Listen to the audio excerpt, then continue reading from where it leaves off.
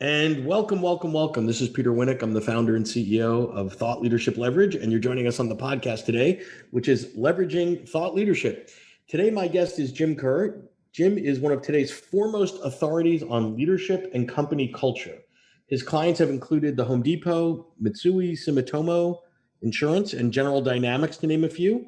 His work is featured in a variety of business magazines, including Fast Company, Business Week, and Bloomberg. He's got a new book out, his sixth one, which is called Indispensable: How to Build and Lead a Company Customers Can't Live Without. I can go on and on about his accomplishments, but I'd rather just talk to him because he's sitting right here waiting for us. So, hey, Jim, how are you today? Hey, Peter. Thanks for having me on. Oh, my pleasure. So, you sort of hit a lot of the boxes here, right? You've got author box, check; contributor at a major media publication, check; consultant, check. If somebody was listening to this saying, yeah, I want to do that, like, how does that happen?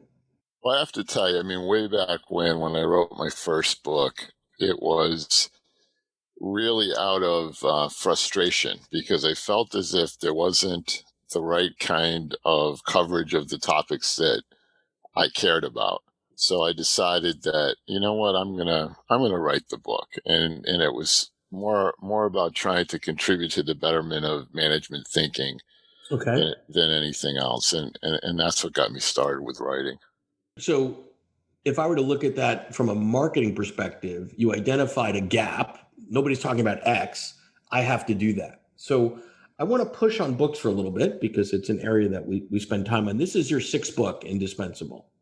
Take us back in time from your first book to the sixth book, and how things have changed just from the publishing industry standpoint, the amount of effort of an author has to actually invest in the promotion and the marketing of the book. Just give us the journey, if you will, from the difference between the first one and the sixth one. Well, I always felt as if authors sort of write and sell the book, and publishers basically print and distribute it. And, Exactly. and I think that's been true since I got started. I think my first book came out almost 30 years ago. I hate to admit that, but I would say, in regard to what's changed, it used to be quite a feather in one's cap in the thought leadership realm if you wrote a book, because Right. it meant you had to get a publisher convinced that this book was worth Hmm. putting their money into to publish and distribute. So that's changed an awful lot. Now everybody can write their own book and self-publish it, and consequently, the meaning of having a book to your name isn't quite as significant as it So once let's was. stay there for a minute because I think that just from a supply and demand standpoint, a function, if you will, that the publishers had, the traditional sort of New York publishers, were the gatekeeper, right? So typically, it didn't mean that every book that you read that came out of Random House or McGraw Hill was going to be excellent, but it went through some level of vetting process, and the probability was it would be of a certain caliber, of a certain quality, of a certain whatever.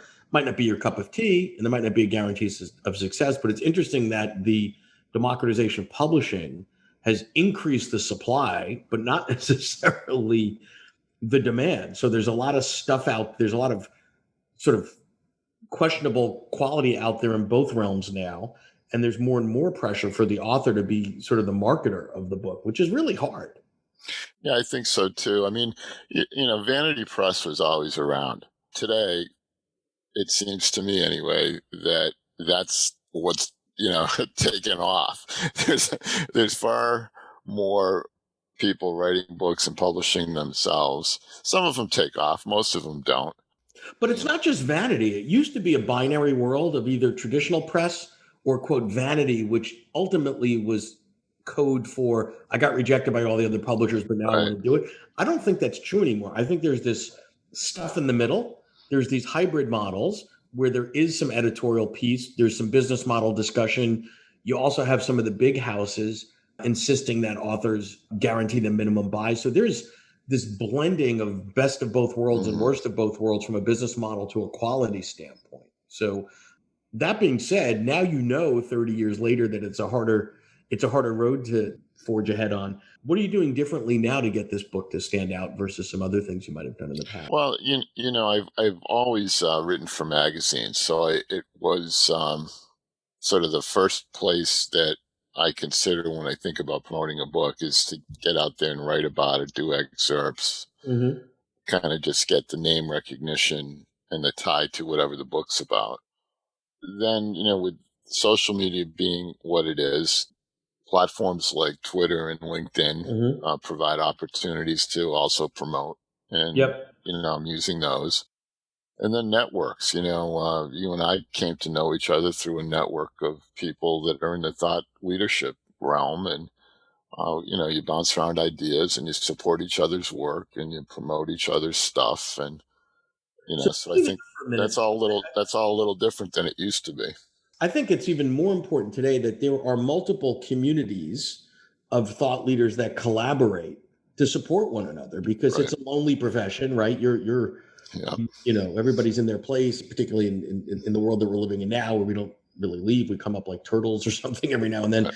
But I Right. think that people don't realize how powerful those communities are Hmm. on many levels, intrinsically, intellectually, friendships, and then ultimately from a promotional perspective. But you don't go in there with the promotional piece leading, but it's almost as, or maybe even more so important today to get those endorsements and get those fellow authors and thought leaders to say, "Hey, my friend Jim just wrote this great book." Versus, there's only so many times you can say it to the same followers. Right. Absolutely. And I think it's the extension of the network, the leverage of each other's networks are Yeah, the key to success now. And like you say, having somebody else endorse your work is not only personally meaningful, but it gets the word out to a broader audience than you're capable of doing on your own. So, got it. So I want to also talk about, let's look at the book as an investment. It's an investment of your time, energy, effort, money. The time that you spent writing and promoting the book, you could, there's opportunity costs, you can be doing other things, etc. When you decided to go forward with this book, what were the things that you were thinking about in terms of success? And sometimes you just need to write a book because you just need to write the book. But mhm. what does success look like for you? Were you hoping for to achieve? Like if we were to talk in a year from now and you this book quote killed it for you, what would that look like? What would that mean? Yeah, I mean, the thing is, I've been a management consultant and executive coach for 30 years. I sold a practice about 10 years ago. I Mm-hmm. joined a firm for a while as part of the deal.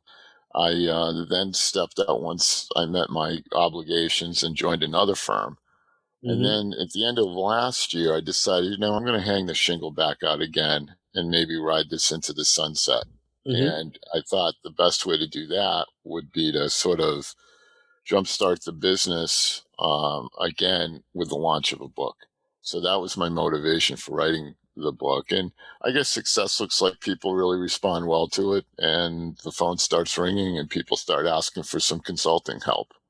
Got it. So you've had a couple of exits, which is not as common as one would think in this space, because nobody, to the best of my knowledge, has ever sold a speaking practice, right? Because the role of Malcolm Gladwell can't be played by Peter today. Right, right. So what are the things that you've learned in terms of when you've gotten to the exit, saying, "Geez, if I would have done this differently, it would have made it easier to sell, or I could have gotten a better premium." If you were to, build it again for the purpose of an exit, what are the things you would take into consideration today? I think leverage. I mean, the biggest thing, in regard to selling a management consulting practice is really who are the people that can do the work that you're doing and who have you been doing it with. Hmm. So when that control transfers over to the new owner, they've got a team of players that do your thing the way you do it and can extend that through their. If you're enjoying this episode of Leveraging Thought Leadership, please make sure to subscribe. If you'd like to help spread the word about our podcast, please leave us a review and share it with your friends. We're available on Apple Podcast and on all major listening apps, as well as at thoughtleadershipleverage.com/podcasts. So when you say do your thing, so the Environment. opposite of that is some of the skills or the traits of folks that are successful as thought leaders are actually the opposite of what you'd look for if you were an acquirer of a consulting practice. If it's all based on your charisma, if it's all based on your personality, if it's all based on your personal storyline, I always tell clients, and I'd love to get your push on it, my job is to make you irrelevant. right? Because if you're too relevant, the only value that you have is the cash that you can squeeze out by, selling yourself by the day, the week, the retainer, whatever the case may Right. be. So Yeah. how do you make the intellectual property and the models and the methodologies and framework sort of the star? Because that's really a key element of where value is determined. Not that Jim is a smart guy. Obviously, you're smart and engaging, know how to run consulting gigs. So what? Right. Right.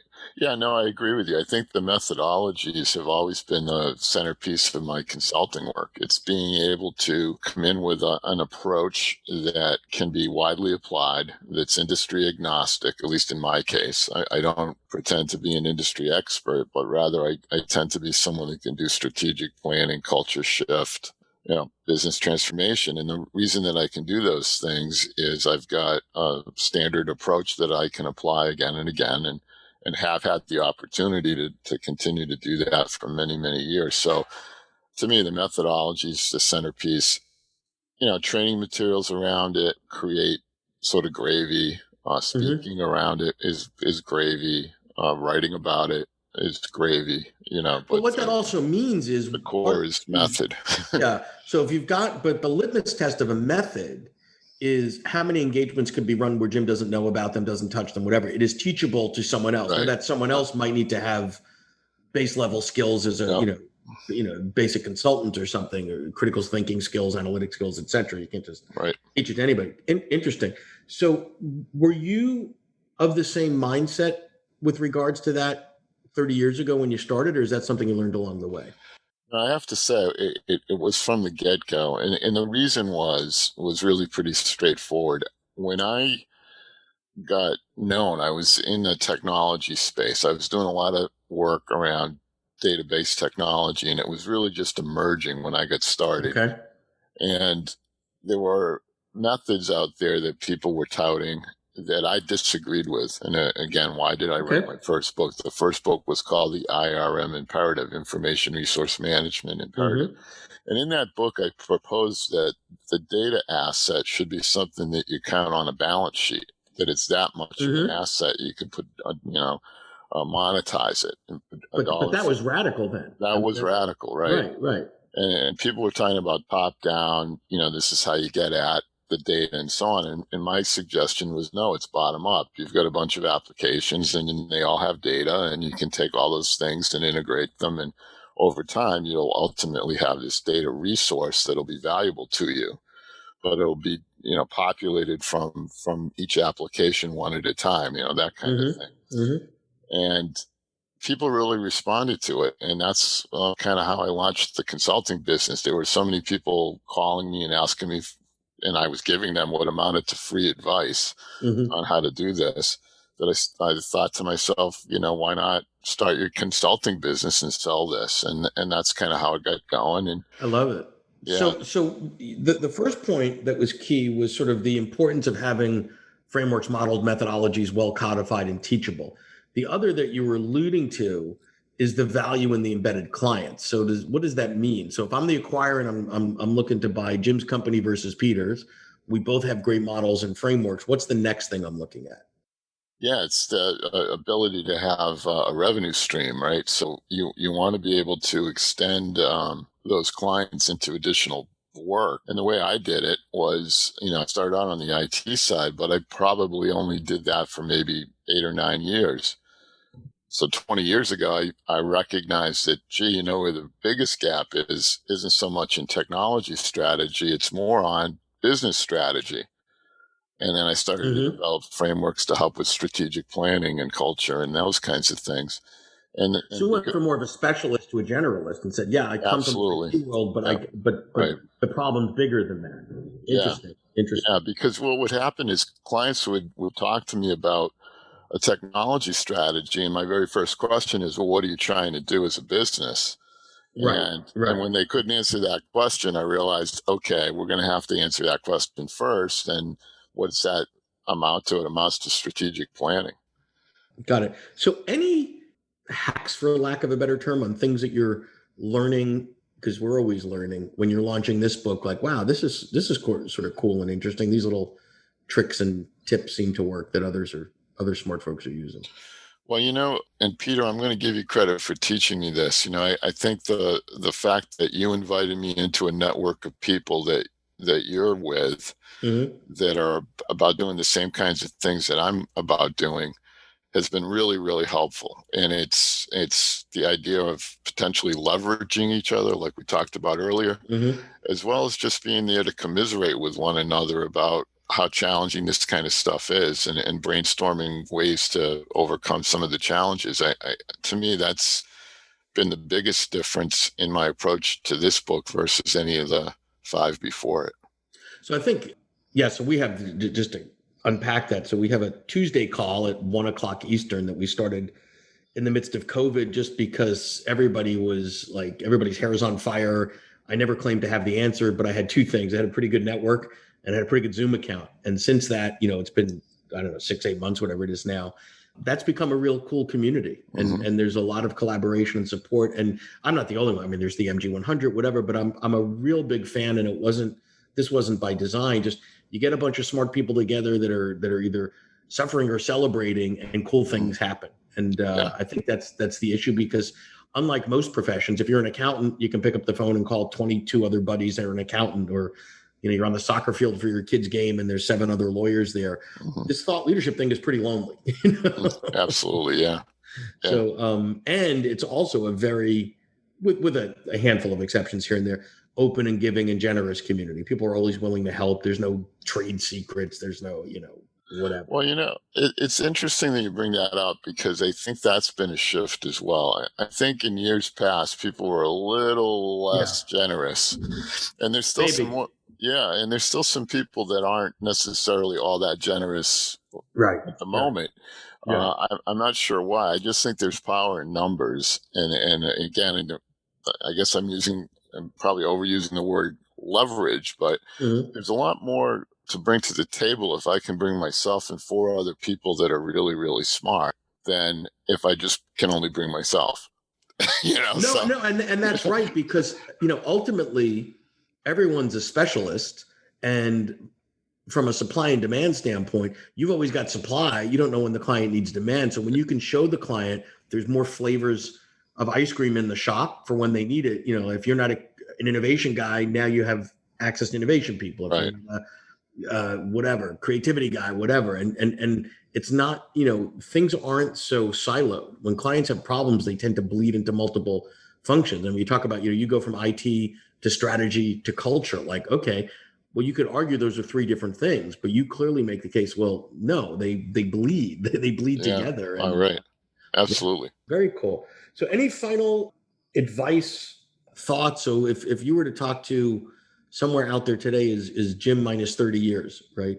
Some 7-year-old is out there right now that wants to grow up and be you. Yeah, Or maybe they're thank you, 17, Peter. whatever. Yeah, yeah, yeah, whatever. What advice might you give them, other than don't lie about your age? Yeah, I guess what I'd say to that 28-year-old Okay, carry the one. Yeah, yeah, is listen. Make sure you're always listening, and why that's important is really two different things. One is you're listening to problems and you're trying to figure out how do I solve them, right. and then secondly, you're listening for ideas that you never considered before. you know Exactly. when you think about the group that we're part of on Tuesday that we talked about a minute ago, some of those folks, and I count myself in that bucket, are really introverts. And Yeah, it's not that you're afraid of talking. I'm not, right? I can talk in front of 3,000 people. It doesn't bother me. But it boils down to, where do you get your energy? And I get my energy from ideas. yeah, It's not being around people.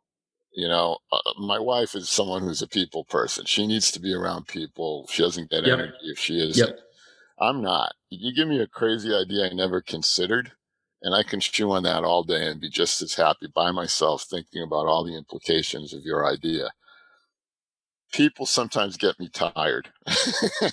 you know, Only so sometimes. Yeah, yeah. right, right. So to that 27 or 28-year-old person, I'd say be listening, and look for those ideas, both the things you can solve and then the things that can be exciting and that you can make your own.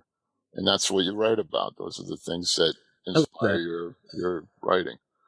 Well said. And what I would add to that, based on what you said, is, too many introverts try to be extroverts and too many extroverts suffering when they get into book mode thinking they need to be an introvert.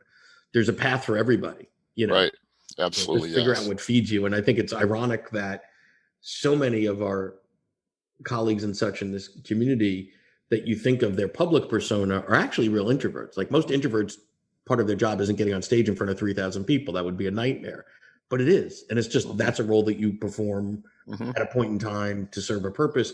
But then you want to go back up to your hotel room and just curl up and have a cup of coffee Absolutely and be right. like, And fine. that's what happens. Yeah. Yeah. You're not going to do the cocktail party thing. But anyway, this has been great. I appreciate your time. I appreciate you and I appreciate your work. Thanks, Jim. Yeah, Peter, thank you. It's been great. To learn more about Thought Leadership Leverage, please visit our website at thoughtleadershipleverage.com. To reach me directly, feel free to email me at peter@thoughtleadershipleverage.com. And please subscribe to Leveraging Thought Leadership on iTunes or your favorite podcast app to get your weekly episode automatically.